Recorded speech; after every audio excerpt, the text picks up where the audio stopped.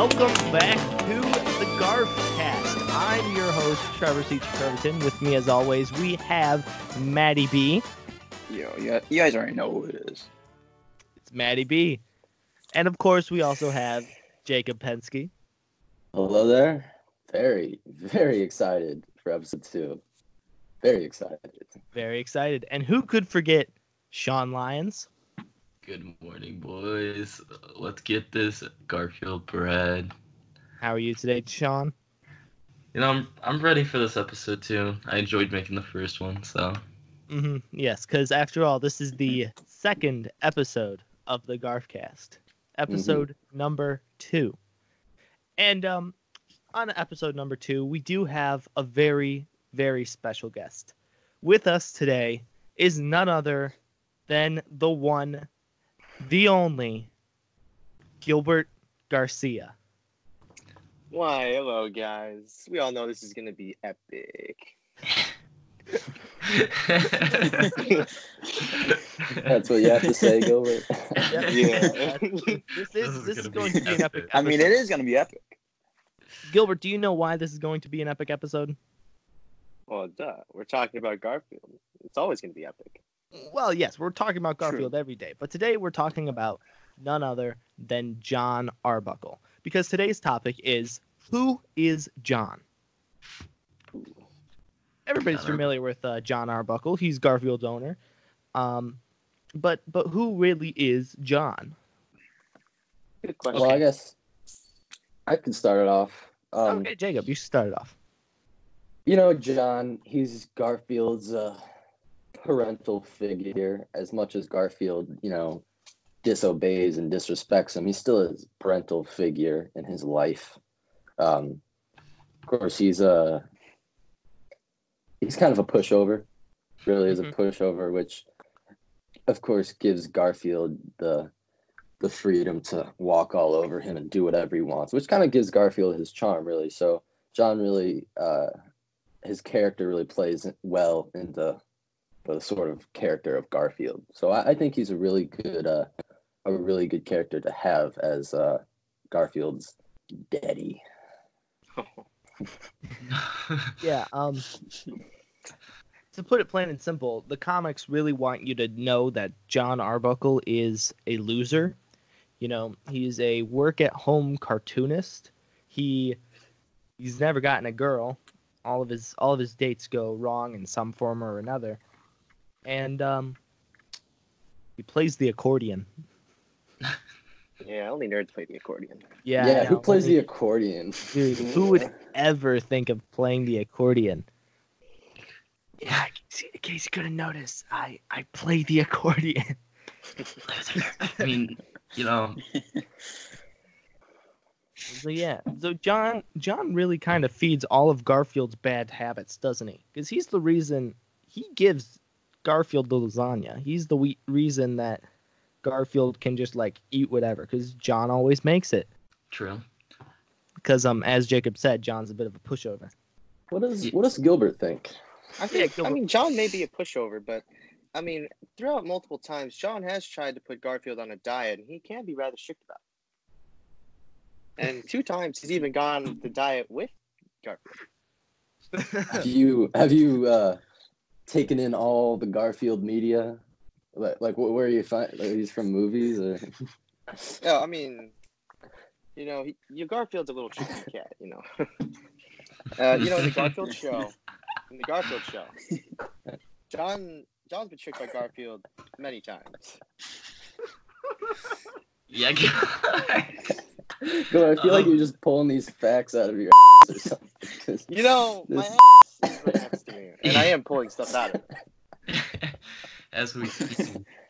We can definitely tell that Gilbert is a well-researched man when it comes to Garfield. And so, Jon is often talking to his cat and dog, but something that we know, whatever Garfield says, Jon can't hear back. He's just really talking to himself.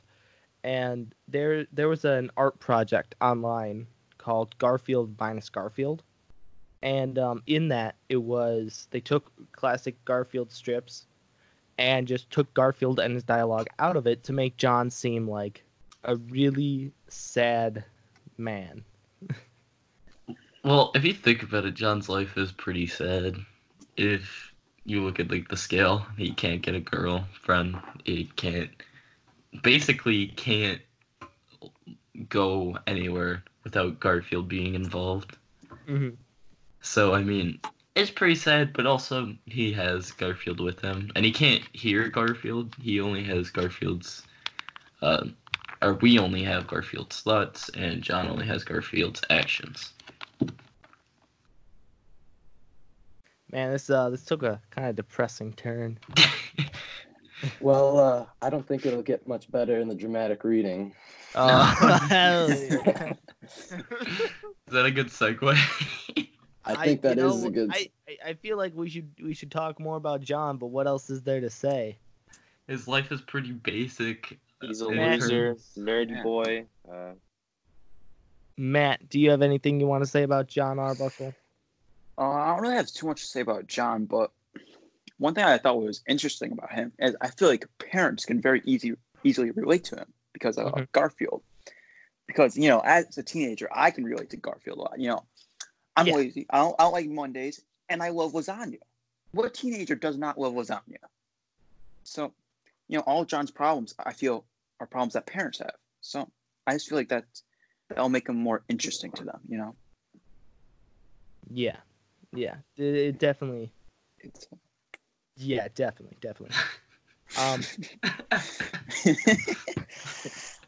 As you can tell, we clearly did all of our research to truly analyze Jon Arbuckle. yeah.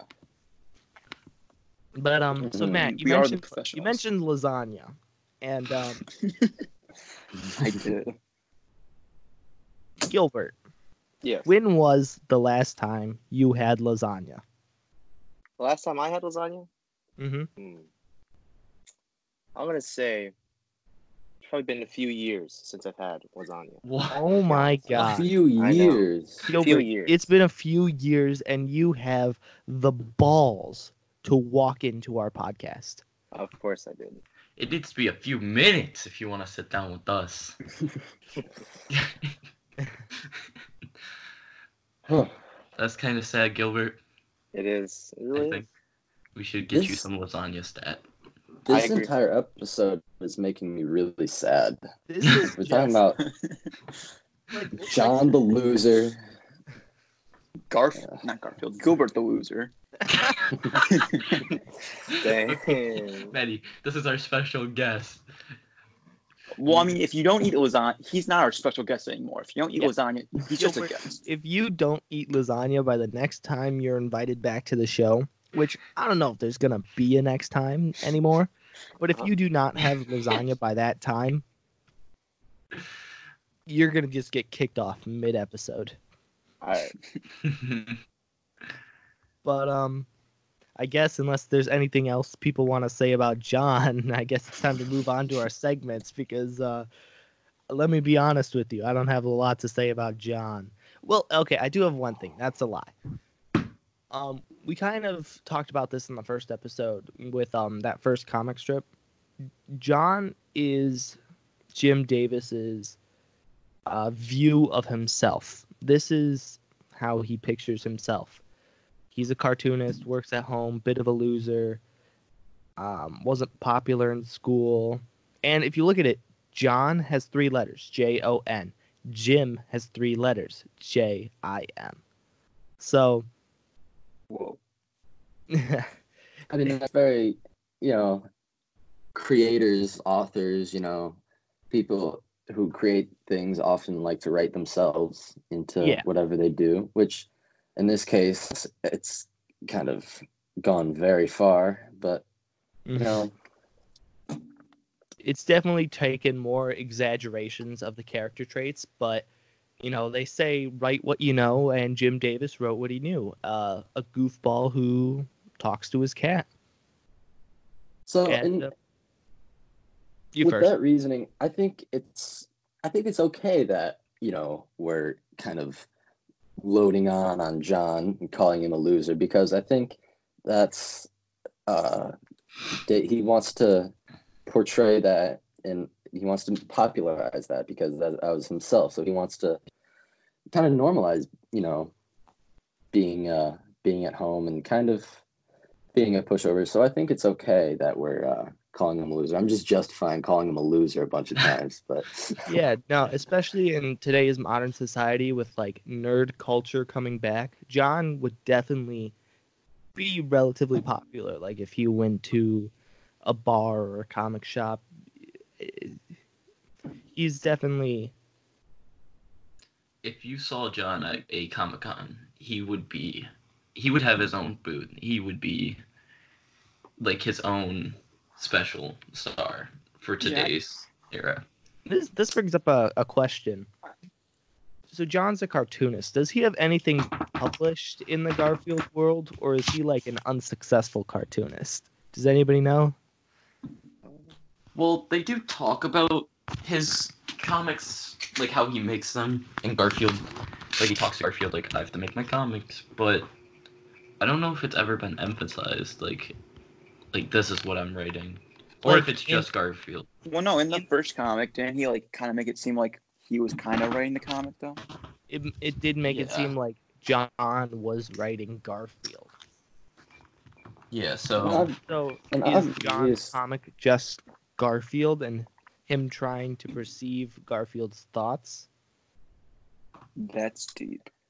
and obviously John makes a living because he's got a house, he's got pets, he pays for all the bills for his house, he pays for vet bills, he's got Odie, so he makes a living for himself, and he's living okay. He's not living in poverty, so I think he's doing good financially. In John's world, did John write like if he didn't write Garfield, did he write the equivalent to Garfield 40 years worth of content? Or in John's world, is Garfield just as popular as it is in our world?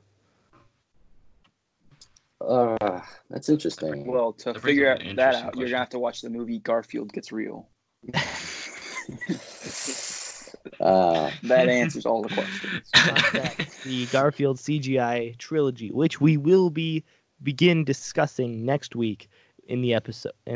We are discussing Garfield Gets Real. So if you would like to watch along with us between now and next week, go watch Garfield Gets Real. And we will you can share with us your thoughts for next week if there's anything you want to say. We're gonna have a heavy discussion on those movies. 3-hour-long episode next week, calling it. I'm ready. So does this end our discussion of John? He's Jim Davis's perception of himself. He's kind of just a pushover goofball, but in the end, lovable, and he's friendly, loves animals, and loves Liz. I believe this is a perfect way to get into our first segment. Our first segment, the dramatic reading with Jacob Pensky. Take it over, Jacob. All right, so last week we looked at the first ever Garfield comic from the 70s. We're going to jump all the way to October 4th, 2016 for today's dramatic reading. And it takes place just in a random room in John's house. John and Garfield. Hear this. I have feelings. They do. I really do. Oh, no you don't. But I don't like to talk about them. Oh, that's okay then. Oh. Brings a tear to my eye, man. Beautiful. Dude, wow. Oh man, this continues. John's a loser. Probably help. One of the biggest, I think, themes that come up, especially in this comic strip, is how men are forced to suffer in silence, and it's considered manly to suppress your feelings and not liking to talk about them. And I feel like John is really a victim of this societal norm of suffering in silence. And I think Garfield, he doesn't care. Like he John, especially in this one, Garfield doesn't care. John gives him food. He gives him a house. You know, and of course we talked about Garfield could be a star in this realm, so he might not care what John feels like, but John is suffering in silence, and it's hard to read this comic without getting teary-eyed. Well, thank you, Jacob. Thank you for that continuation of a depressing episode of the GarfCast. What's next, Maddie B? All right, so Maddie B with the fun fact of the day. Take it away. Fact. I don't know if this is necessarily a fun fact, but it's definitely a fact. So I was looking up stuff about John, trying to find a fun fact. I came across this. So on May 30th, 1990, a strip was posted where, John takes Garfield to the vet to see what his, usual stuff. But there's a cup on the table, and, John thinks it's coffee, as you do. But then Liz says, "Congratulations, Mr. Arbuckle. You're going to give birth to a fine, healthy litter of puppies." So that caused many fans to think that in that cup was dog semen. Which, I can see where they got that idea. But, I don't know. I feel like that's a bit weird for a Garfield. What it actually was, you see, Jim Davis, he grew up on a farm. So whenever a new calf was born, they gave the cows a protein-rich drink to help them give birth, which is what was in that cup.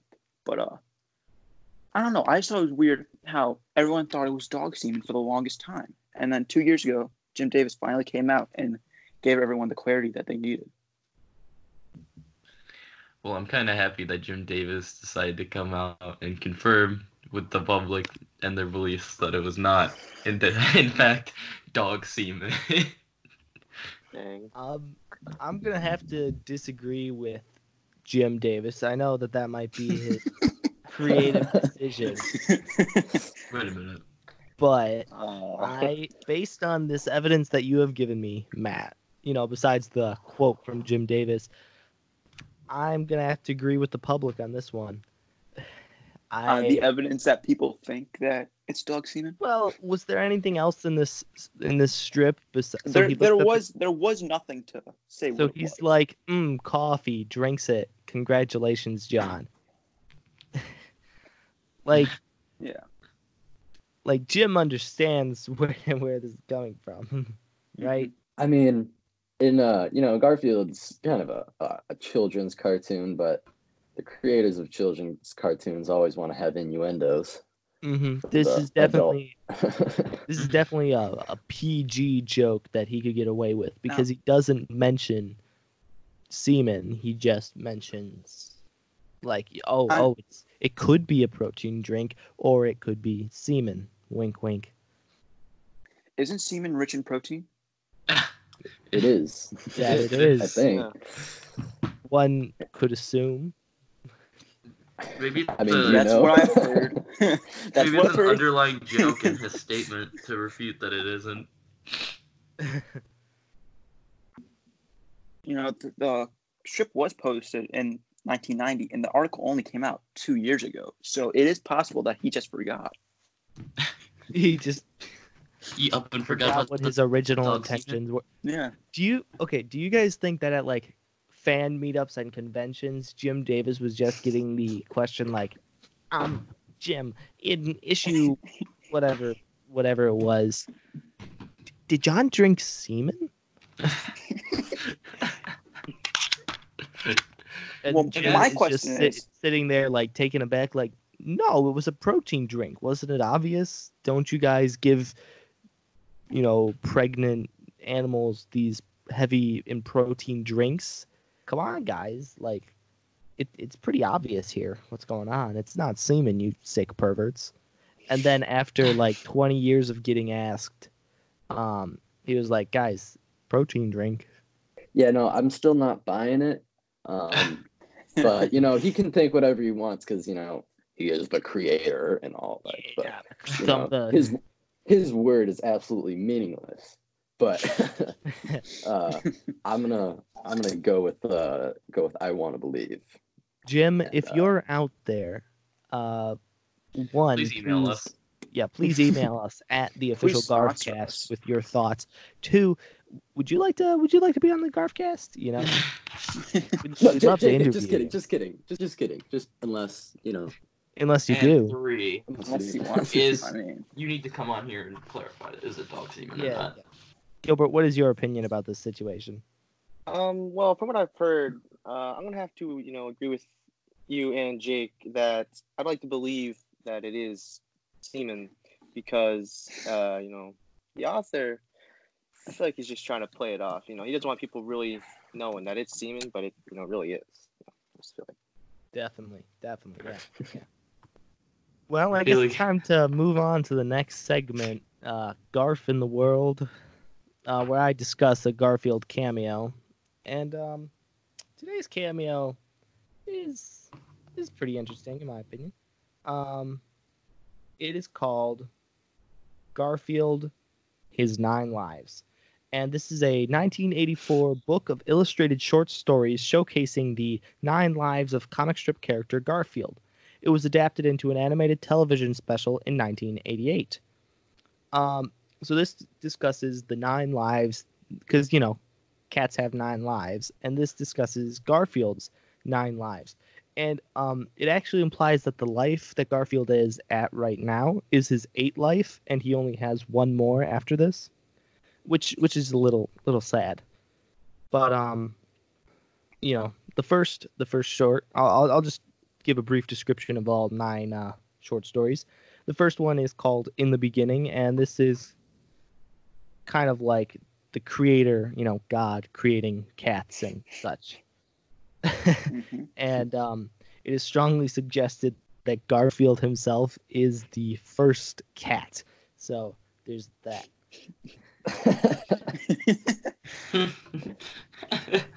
Well, I mean, it makes perfect sense.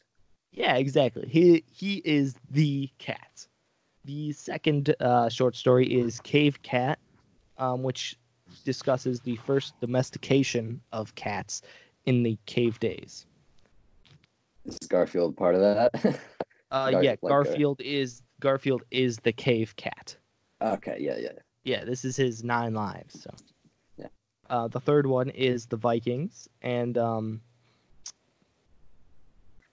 it's Garfield and Viking time. Okay, and so these first 3 were written by Jim Davis. But now we're at the 4th one, and it's called Babes and Bullets, written by Ron Tuthill.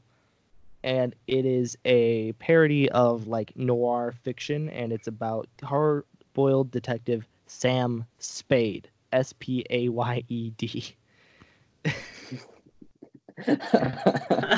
Oh, that's funny. And he's Speaking of investigating the semen. suspicious death of a priest. So there's that. It definitely took a very dark turn in this one.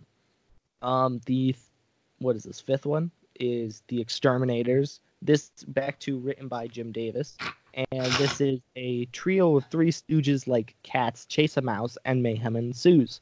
Garfield comments that he officially retired from the rat race following this life, leading to his strong dislike of mice as a food source. So, cutting back to last week when we discovered why Garfield loves lasagna, this does also play into that. Because he hates mice. So 6th one, written by Jim Davis.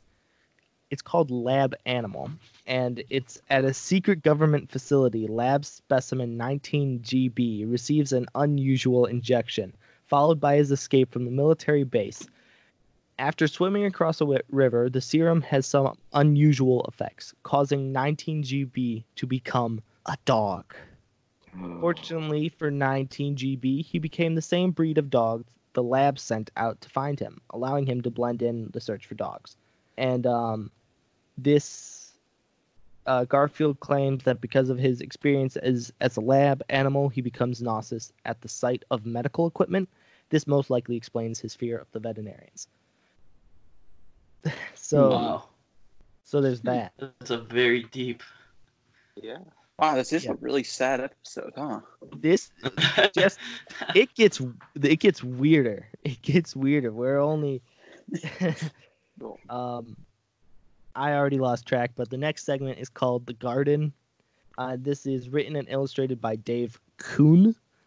So Chloe and her orange kitten play in a magical wonderland-like garden, which was built by Chloe's joyful Uncle Todd.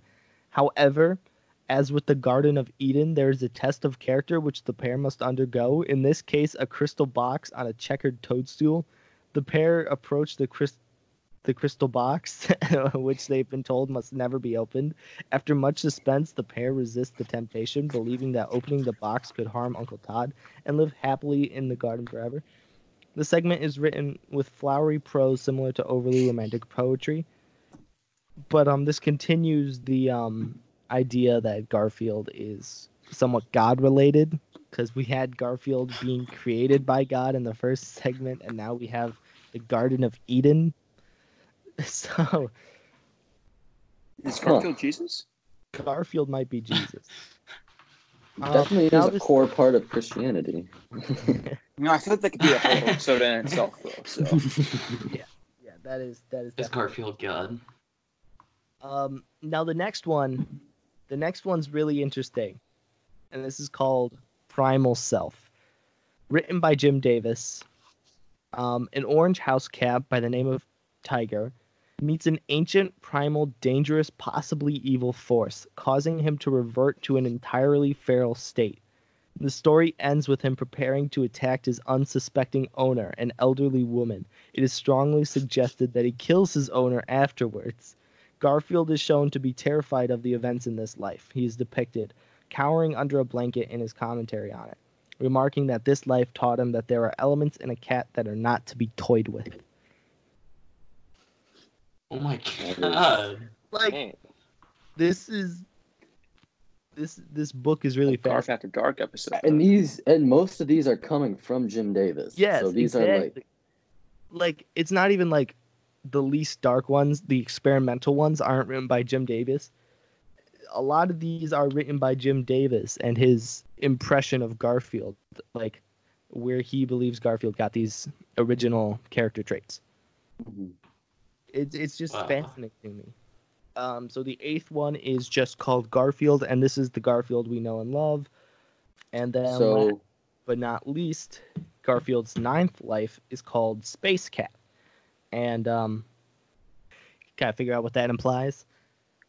You know, the futuristic cat. But then that would be Garfield's last life, and then he would be gone from this earth. when do Wow. you guys think that Garfield will move on from this life? When do you think he'll become Space Cat? I'm wondering if when Jim Davis passes away, if there will be like a final strip that he has prepared where Garfield just closes his eyes and takes a nap. And then the Space Cat, Garfield, the Space Cat franchise is born. Yes, obviously. And he has all this merch on cue, and then Yeah. once he dies, it's just released out into the world. It's what He the is people want. prepared. I mean, Well, this has truly been depressing. Enlightening. Sean, actually, wait, before we move on, Gilbert, Yes. how does Garfield's 9 lives make you feel? You know, it makes me feel kind of sad that we know that his 9th life is going to be a space cat. I kind of wish we didn't know that. So whenever Garfield decides to move on to his next life, we just get slapped with a space cat. Like that would have been better. Mm-hmm. So keep his ultimate plan secret of the next line of Garfield merch. Yeah, I think that would have been Yes. perfect. Mm-hmm. Well, I do believe it is time to move on to the next and final segment of the show. What would Garf do? With Sean Lyons. Sean, All do you right, have so- anything to brighten our day?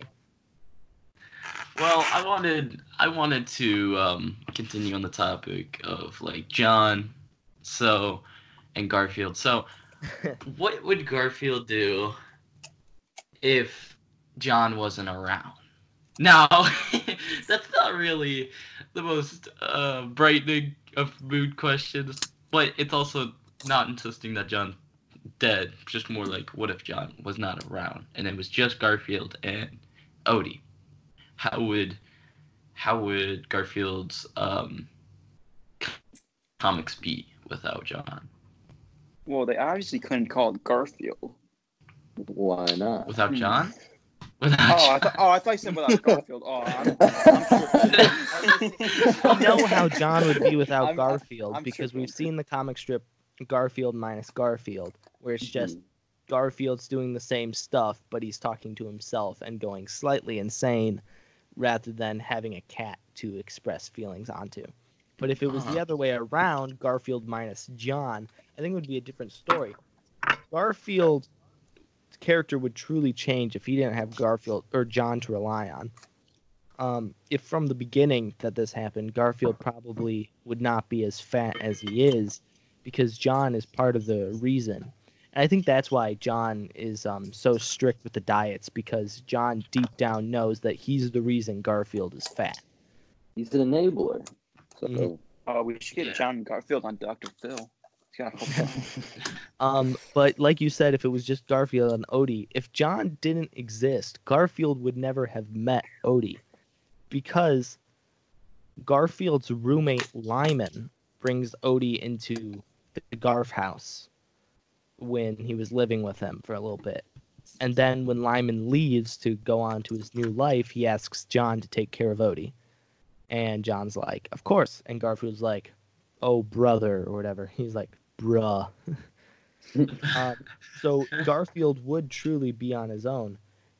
And it just wonders, after Garfield got kicked out of the Italian restaurant that we learned about last week, who would have picked him up from the animal shelter?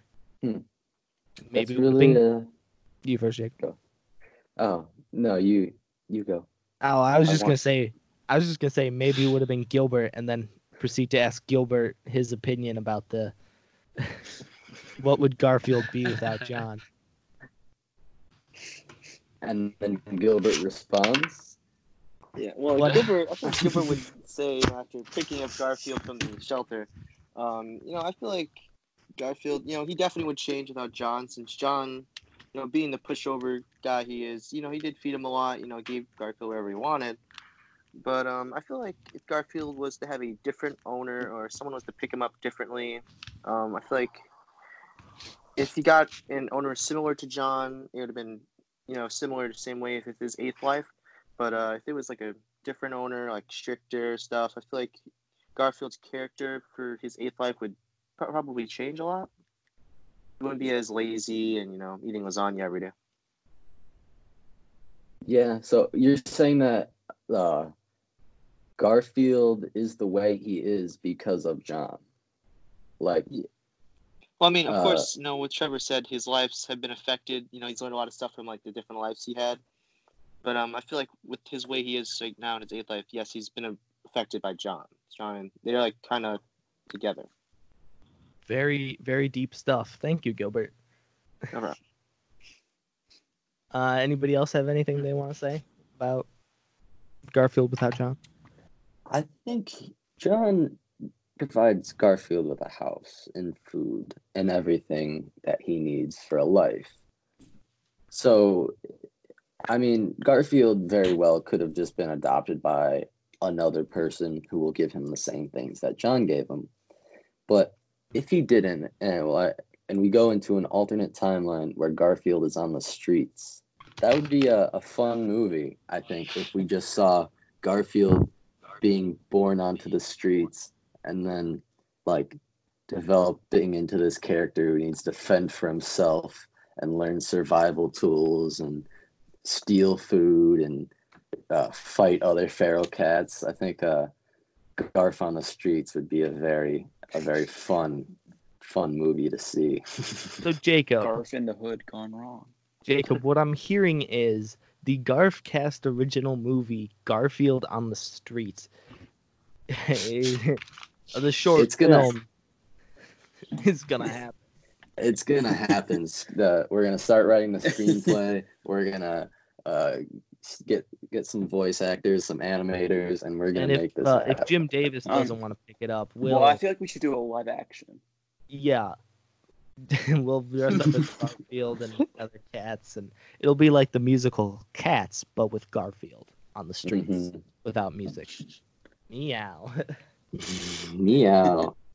Okay, well, this has definitely been a depressing episode of the GarfCast. Today we've learned that Jon needs help, and he should probably go see a therapist because he's really just a sad goofball of a man that expresses his emotions onto a cat. Garfield's life is depressing, and once he dies, he's gonna become Space His Cat. 9 lives were very Yeah, interesting. Yeah. We learned that Jon drank dog semen. We learned that Jon drank dog semen. Thank you. This is just a very hard-hitting episode on Jon and Garfield overall, and not in a good way.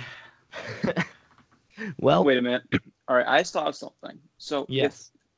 if Jon is supposed to be Jim Davis, does that Mhm. mean Jim Davis has drank dog semen before? Okay. Okay. And on that note, I do believe it is time to end this very depressing episode of the GarfCast. We will see you next week with our review of Garfield Gets Real. So go home and watch it right now. It's on Netflix, and we'll discuss it next week. Thank you, Gilbert, for joining us on this very special and very depressing episode of the GarfCast. Hope to have you back soon. And until next time, this is the GarfCast.